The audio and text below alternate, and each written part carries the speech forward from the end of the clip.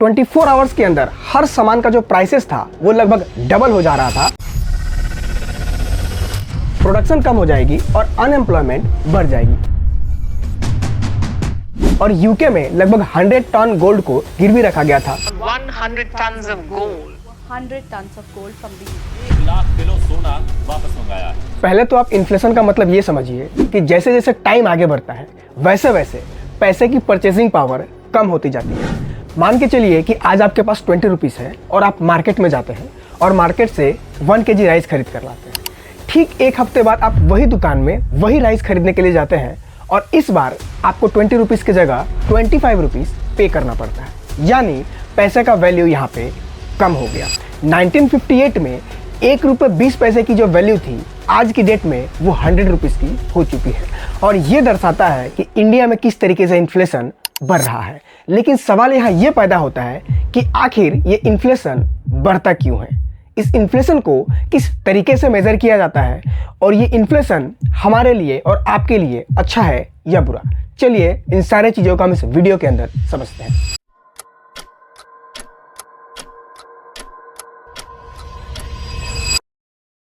Mainly inflation 3 कारणों से होती है और कैसे कैलकुलेट की जाती है वो मैं अभी आगे आप लोग को बताऊंगा। जिसमें सबसे पहला इन्फ्लेशन होता है डिमांड पुल इन्फ्लेशन। मान के चलिए आप कोई प्रोडक्ट या फिर कोई सर्विसेज खरीदना चाहते हैं और वही सेम प्रोडक्ट और सर्विसेज के लिए बहुत सारे कस्टमर हैं जो खरीदना चाहते हैं। इस सिचुएशन में उस प्रोडक्ट की डिमांड बहुत ज़्यादा हो जाएगी और सप्लाई कम हो जाएगी और ये एक फैक्टर है जिस कारण से प्रोडक्ट की प्राइसिंग बढ़ेगी और इन्फ्लेशन बढ़ जाएगा। जैसे ट्रेन में जब आप टिकट करते हैं तो अगर आपने टाइमली टिकट नहीं किया तो वही सीट की प्राइसिंग आप जब बाद में टिकट करेंगे तो आपको ज़्यादा पे करना पड़ता है। बस आप एक बात याद रखिएगा, ये जो इन्फ्लेशन होता है ये किसी पर्टिकुलर चीज़ों के लिए नहीं होता, ये एग्रीगेट मैक्रो लेवल पर होता है। मैंने समझाने के लिए आप लोगों को ईजी एग्जाम्पल दिया है। आप यहाँ ये ग्राफ देखिए, ये actually income elasticity of demand की ग्राफ है। यहाँ पे लग्जरियस आइटम और जो नॉर्मल गुड्स है वो ऊपर जाती है और दिख रहा है। इसका मतलब ये है कि कंज्यूमर का अगर इनकम बढ़ेगा तो demand for luxurious item and normal item बढ़ती चली जाएगी और ये कंट्रीब्यूट करेगा डिमांड पुल इन्फ्लेशन में। दूसरा जो इंपॉर्टेंट है वो है कॉस्ट पुल इन्फ्लेशन। मान के चलिए कि किसी इंडस्ट्री के अंदर जो प्रोडक्ट बनाए जा रहे हैं उसमें जो रॉ मटेरियल्स लगते हैं, अगर उन रॉ मटेरियल्स की प्राइसेस बढ़ जाएगी तो जो फाइनल प्रोडक्ट बनकर निकलेगा उन प्राइसेस को फाइनल प्रोडक्ट की प्राइसिंग पे एडजस्ट करना पड़ेगा। इसके कारण उस प्रोडक्ट की प्राइस बढ़ जाएगी और इन्फ्लेशन बढ़ जाएगा। यानी ये इनडायरेक्टली कहीं ना कहीं प्रोडक्शन से रिलेटेड है। और तीसरा जो नेचुरल है उसे हम कहते हैं बिल्ट इन इन्फ्लेशन। बाकी अलग कारणों के कारण आए दिन जो अलग प्रोडक्ट और सर्विसेज की प्राइस होती है वो बढ़ते चली जाती है। इसीलिए जो कंपनी में वर्कर्स काम कर रहे होते हैं वो डिमांड करते हैं कि उनका भी सैलरी बढ़ा दिया जाए और जब उनकी सैलरी बढ़ती है उस सैलरी को प्रोडक्ट की प्राइसिंग में एडजस्ट किया जाता है और इसी के कारण से प्रोडक्ट की प्राइस बढ़ जाती है और ये इन्फ्लेशन को कंट्रीब्यूट करती है। यहाँ पे कारण तो हमें क्लियर हो गया, लेकिन अब हमें समझना पड़ेगा कि आज की डेट में इंडिया का इन्फ्लेशन क्या है। आज की डेट में ट्रेडिंग इकोनॉमिक्स के मुताबिक इंडिया का जो इन्फ्लेशन रेट है वो 5.48% है। आप यहाँ ये ग्राफ देख सकते हैं। इसके नीचे आप जाएंगे तो आपको देखने को मिलेगा कि नवंबर मंथ में 6.21% था और ये दिसंबर में 5.48 हुआ है। यानी इससे हमें पता चलता है कि इन्फ्लेशन हर महीने कैलकुलेट की जाती है। आने वाले जनवरी 12 तारीख को ये फिर से अपडेट कर दी जाएगी और पता चलेगा कि इस महीने का इन्फ्लेशन क्या है। लेकिन ये आखिर इन्फ्लेशन कैसे कैलकुलेट की जाती है, ये एक बहुत टेक्निकल कॉन्सेप्ट है जिसको एक्सपर्ट्स करते हैं, बट हाँ हम ये समझ लेते हैं कि किस तरीके से कैलकुलेट की जाती है। बेसिकली इंडिया में इसको कैलकुलेट करने के 2 तरीके होते हैं। पहला होलसेल प्राइस इंडेक्स। इसमें जो होलसेल में जो भी गुड्स रहती है उनके प्राइसेस को नज़र में रखते हुए देखा जाता है कि कितना प्राइस इंक्रीज हो रहा है और ये हर साल पर ईयर कैलकुलेट किया जाता है। इसी के साथ साथ दूसरा जो है कंज्यूमर प्राइस इंडेक्स। इस केस में हाउसहोल्ड्स में लगने वाले जो भी गुड्स एंड सर्विसेज हैं उन सारे चीज़ों का प्राइसिंग को नज़र में रखते हुए ये देखा जाता है कि कंज्यूमर किस रेट पे सामान ले रहा है और किस तरीके से इन्फ्लेशन बढ़ रहा है। 2014 से पहले WPI यानी होलसेल प्राइस इंडेक्स का इस्तेमाल किया जाता था, लेकिन 2014 के बाद से कंज्यूमर प्राइस इंडेक्स यूज किया जाने लगा। आप ये बुक देखिए जिसका नाम है advancing frontiers to monetary policy. इसके लेसन नंबर 11 में बताया गया है कि नॉमिनल एंकर बनाना कितना जरूरी है। नॉमिनल एंकर एक्चुअली वो पॉइंट होता है जिस पॉइंट से इजीली हम डिफाइन कर सकते हैं कि इन्फ्लेशन कितना आगे जा रहा है और कितना पीछे जा रहा है। इसीलिए रिजर्व बैंक ऑफ इंडिया ने ये देखा कि जो कंज्यूमर प्राइस इंडेक्स है वो एक्चुअली कंज्यूमर के हाथ में हाउस होल्ड में लगने वाले खर्चे को डिफाइन करता है और इसीलिए 2014 में सीपीआई को प्रपोज किया गया और 2016 में रिजर्व बैंक ऑफ इंडिया के एक्ट के तहत इसको इंप्लीमेंट कर दिया गया और उसके बाद से मेजर करने जाने लगा। तो नॉमिनल एंकर के तहत जिस परसेंट को रखा गया वो रखा गया 4% और टॉलरेंस पॉलिसी -+2% रखी गई। यानी अगर इन्फ्लेशन 2% से लेकर 6% तक है तो ठीक है, अगर उससे ज्यादा या फिर उससे कम है तो कहीं ना कहीं देश प्रॉब्लम में जा रहा है। आप यहाँ ये ग्राफ देखिए जो 2002 से लेकर 2015 तक दिखाता है। ये 3 फेजेस में डिवाइड है और 2002 से लेकर 2006 तक किस तरीके से आउटपुट गैप यानी एक कंट्री कितना प्रोडक्शन कर सकती है और कितना प्रोड्यूस कर रही है उसे हम कहते हैं आउटपुट गैप। और WPI CPI का डेटा यहाँ दिया हुआ है।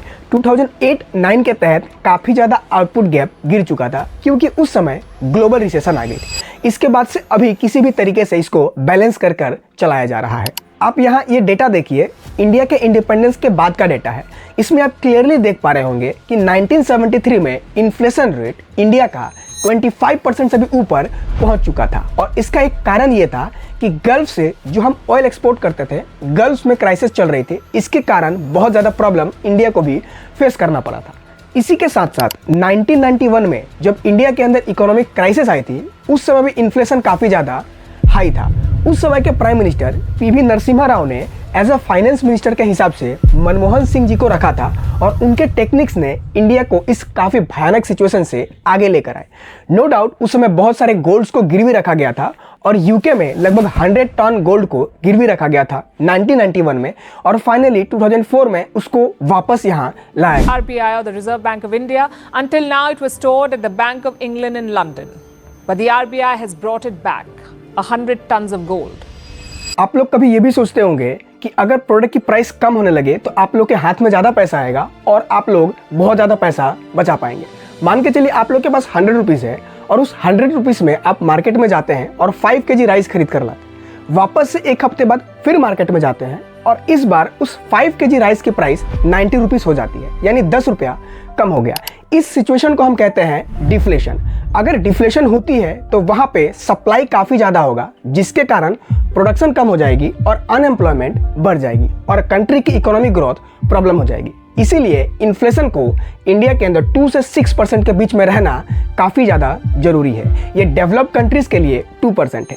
इंडिया के अंदर अगर 3% से नीचे है तो उसे क्रिपिंग कहा जाता है, 3 से 10% तक है तो उसे वॉकिंग कहा जाता है और अगर 10 से 100% हो गया तो ये सिचुएशन है जो बहुत अर्जेंसी की सिचुएशन होती है और इसे गैलोपिंग कहा जाता है। लेकिन अगर इन्फ्लेशन 100% से ऊपर 10 साल पहुंच गया तो उसे एक स्पेशल कैटेगरी जिसे हाइपर इन्फ्लेशन कहते हैं उसमें रखा गया था। 2008 में हाइपर इन्फ्लेशन जिम्बाब्वे के अंदर आ चुका था जिसके कारण जिम्बाब्वे ने अपना जिम्बाब्वेन डॉलर का 90% वैल्यू गिर चुका था। 24 आवर्स के अंदर हर सामान का जो प्राइसेस था वो लगभग डबल हो जा रहा था और टोटल इन्फ्लेशन 5 लाख % तक बढ़ चुका था। इसके कारण जिम्बाब्वे में अनएम्प्लॉयमेंट भी काफ़ी ज़्यादा बढ़ चुका था। आप यहाँ ये कर्व देखिए, इस कर्व का नाम है Phillips curve. Basically x axis में अनएम्प्लॉयमेंट है और वाई एक्सिस में इन्फ्लेशन है। अनएम्प्लॉयमेंट और इन्फ्लेशन के बीच इन्वर्स रिलेशन होता है, लेकिन ये वैलिड है सिर्फ और सिर्फ नॉर्मल अगर इन्फ्लेशन कंट्रोल में है तो। अगर स्टैगफ्लेशन हो गया या फिर हाइपर इन्फ्लेशन हो गया तो ये वैलिड नहीं होता है। इंडिया के अंदर 2016 में जब डीमोनेटाइजेशन हुआ था तो लोगों के हाथ में पैसे नहीं थे। अब जब लोगों के हाथ में पैसे नहीं आएंगे तो लोग पैसे खर्च नहीं करेंगे तो प्रोडक्शन कम हो जाएगी। अगर प्रोडक्शन कम होगी तो अनएम्प्लॉयमेंट बढ़ जाएगी। अनएम्प्लॉयमेंट बढ़ने के कारण कंट्री की ग्रोथ कम होने लगेगी और कंट्री को, गवर्नमेंट को टैक्सेस कम मिलेगा। यहाँ पे ये सारा डेटा आप लोग को शो हो रहा होगा। तो ये इस तरीके से कुछ रिलेशन है और इसीलिए अगर बैलेंस्ड वे में इन्फ्लेशन नहीं बढ़ा तो काफ़ी ज़्यादा प्रॉब्लम देखने को मिलता है। वेनेजुएला ने 2016 में ये सोचा कि बहुत ज़्यादा मनी प्रिंट करके वहाँ की गरीबी को दूर कर दिया जाए। फाइनली 2016 में ऐसा इन्फ्लेशन आया कि इन्फ्लेशन रेट 10⁻21 टाइम्स पहुँच गया। 1 करोड़ रुपए जब लोग मार्केट में लेकर जाते थे तो वहाँ पे सिर्फ एक ब्रेड मिलता था। इस तरीके का इन्फ्लेशन हो गया था। इसीलिए गवर्नमेंट या फिर reserve bank of India India के अंदर ज़्यादा मनी प्रिंट नहीं कर सकती। ये जो इन्फ्लेशन होता है ये mainly reserve bank of India से कंट्रोल किया जाता है। इसके दो तरीके होते हैं, एक होती है मॉनेटरी पॉलिसी और दूसरा फिस्कल। मॉनेटरी पॉलिसी के अंदर जो रिजर्व बैंक ऑफ इंडिया होता है वो सेंट्रल बैंक है, वो बाकी सारे कमर्शियल बैंक जैसे स्टेट बैंक ऑफ इंडिया हो गया, यूको बैंक हो गया, पंजाब नेशनल बैंक हो गए, ये सारे बैंक आरबीआई के अंदर आते हैं। जब इनको पैसे की जरूरत पड़ती है तो ये जाते हैं सेंट्रल बैंक के पास, आरबीआई के पास, और आरबीआई इनको 2 से 14 दिन के लिए एक पैसा देता है इंटरेस्ट पे, और उस इंटरेस्ट को रेपो रेट कहा जाता है। अगर रेपो रेट बढ़ा दिया गया तो जो कमर्शियल बैंक है वो ज़्यादा इंटरेस्ट पे कंज्यूमर को पैसा देगी, और अगर कंज्यूमर को ज़्यादा इंटरेस्ट पे पैसा मिलेगा तो वो पैसा नहीं लेगा, और इस तरीके से इन्फ्लेशन कंट्रोल में आ जाएगा। दूसरा जो फिस्कल पॉलिसी होती है उसमें बेसिकली टैक्सेस को कम कर दिया जाता है, और जो गवर्नमेंट का एक्सपेंडिचर है वो सिचुएशन को नज़र में रखते हुए बैलेंस कर दिया जाता है। लेकिन इस चीज़ को देखते हुए जो फार्मर यूनियन है काफ़ी ज़्यादा नाराज़ है। उनका ये कहना है कि सिर्फ गवर्नमेंट का या फिर आरबीआई का मॉनेटरी पॉलिसी या फिर फिस्कल पॉलिसी से देश नहीं चलता। इंडिया में 58% जो जॉब है वो एग्रीकल्चर सेक्टर देता है, और 18% जीडीपी में कंट्रीब्यूशन एग्रीकल्चर सेक्टर होता है। 2023 में मानसून के खराब होने के कारण जो प्रोडक्शन लेवल था वो 4% से 1.8% तक पहुंच चुका था। लेकिन गवर्नमेंट जब सीपीआई कैलकुलेट करती है हर मंथ तो उस सीपीआई के अंदर ज़्यादातर फूड बास्केट होता है। गवर्नमेंट क्या करती है, सब्सिडीज देती है या फिर टैक्सेस देती है। इसके कारण जो एंड यूजर्स है उनको तो कम में सामान मिल जाता है, लेकिन जो फार्मर्स है उन लोगों को एक अच्छा रेट पे नहीं मिल पाता, और वो लोग सफ़र कर रहे होते हैं। एक तो प्रोडक्शन कम और एक तो रेट कम, इन लोगों को काफ़ी ज़्यादा प्रॉब्लम देखने को मिलता है। इसीलिए आप यहाँ ये एक डेटा देखिए, रूरल और अर्बन का इन्फ्लेशन रेट का डेटा है। यहाँ पे क्लियरली दिखने को मिल रहा है कि अर्बन का इन्फ्लेशन कम है कंपेरिजन टू रूरल। इसका एक कारण ये भी है कि रूरल के बैग में जो आइटम्स होते हैं वो 54% होते हैं कंपैरिजन टू अर्बन जो कि 36% होता है। स्टेट बैंक ऑफ इंडिया ने जब इन्फ्लेशन के मामले में रिसर्च किया तो उन्होंने ये पाया कि अक्टूबर के मंथ 2024 में इन्फ्लेशन 14 मंथ हाई पे पहुंच चुका था, यानी 6.21% हो चुका था, और इसके अंदर भी जो वेजिटेबल्स के प्राइसेस थे, इन्फ्लेशन थे, वो 42% से बढ़ रहे थे। इसको जब देखा गया इसमें कारण एक निकल कर आया कि जो पहले ऑयल के प्राइसेस थे $87 पर बैरल मिलते थे, लेकिन अक्टूबर के महीने में ये लगभग $93 पर बैरल तक पहुंच चुका था। इसके कारण प्राइसेस और इन्फ्लेशन काफ़ी ज़्यादा देखने को मिल रही थी, और इन्फ्लेशन मिडिल क्लास के ज़िंदगी पे भी काफ़ी ज़्यादा असर डालता है। आप लोग नेस्ले के चेयरमैन सुरेश नारायण का ये बयान सुनिए।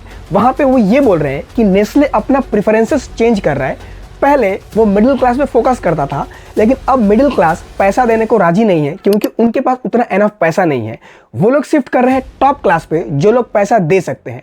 इससे हमें पता चलता है कि मिडिल क्लास की क्या परिस्थिति है और इन्फ्लेशन के कारण कितना प्रॉब्लम झेलने को मिल रहा है। ये सारा का सारा डिटेल इन्फ्लेशन के बारे में मैंने आप लोग को इस वीडियो के अंदर दे दिया है। 1991 क्राइसिस पे एक अलग से वीडियो में बनाऊंगा, अगर आप लोग कमेंट करते हैं तो। ये वीडियो पूरा देखने के लिए थैंक यू सो मच।